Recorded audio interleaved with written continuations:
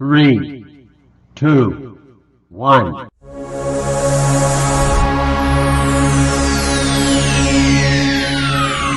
Lihatlah betapa kerasnya gadis ini berusaha untuk menjadi cantik. Dia harus bangun jam 4 setiap harinya untuk belajar makeup, mengoleskan lipstick, memasang soft lens, mengoles concealer. Dalam sekali usap, semua orang di rumah itu terkejut. Apakah dia adalah anak yang sama? Dan adik yang sama bagi kakaknya? Supaya cantik, Ju Geong pun melakukan perawatan meskipun sedang di perjalanan.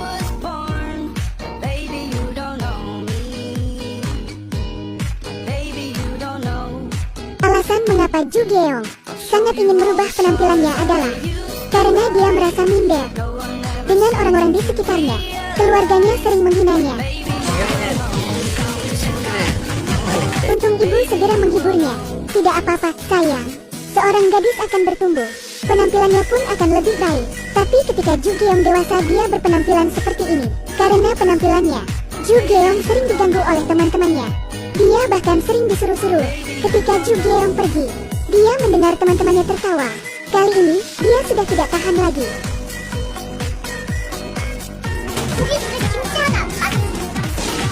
Tapi tidak semua orang membencinya.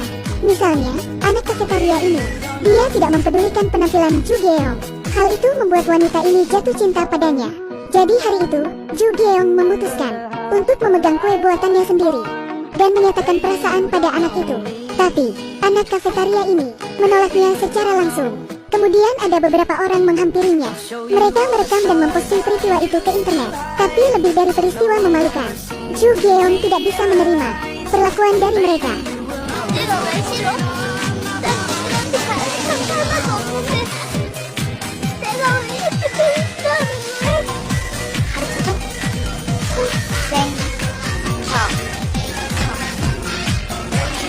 Ju Geong tidak bisa berpikir jernih. Dia ingin melompat dari gedung tinggi untuk mengakhiri hidupnya yang menyedihkan. Tepat ketika Ju Geong menggertakkan giginya dan menghentakkan kakinya, seorang pria tiba-tiba menariknya. Tanpa sengaja, kacamata Ju Geong terjatuh. Dia tidak pernah melihat dengan jelas wajah pria itu. Di rumah, Ju Geong melepaskan keinginannya untuk mati. Tapi dia masih bingung. Bagaimana cara membuat dirinya cantik? Dia pun bertanya dengan teman-temannya di media sosial. Tak lama kemudian ada yang menjawab. Dengan makeup, Ju Geong tiba-tiba tercerahkan.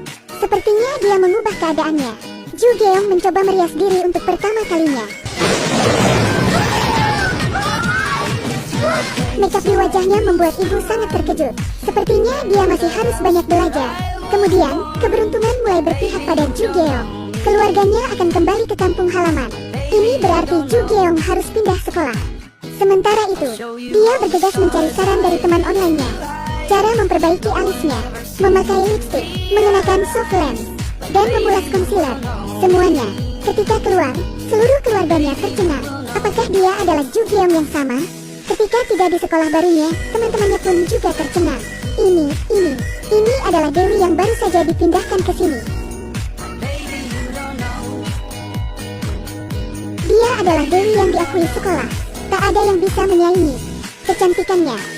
Tapi Anda pasti tahu, kecantikan Ju Geong adalah buatan. Sejak dia menjadi cantik, kehidupan Ju Geong telah berubah secara drastis.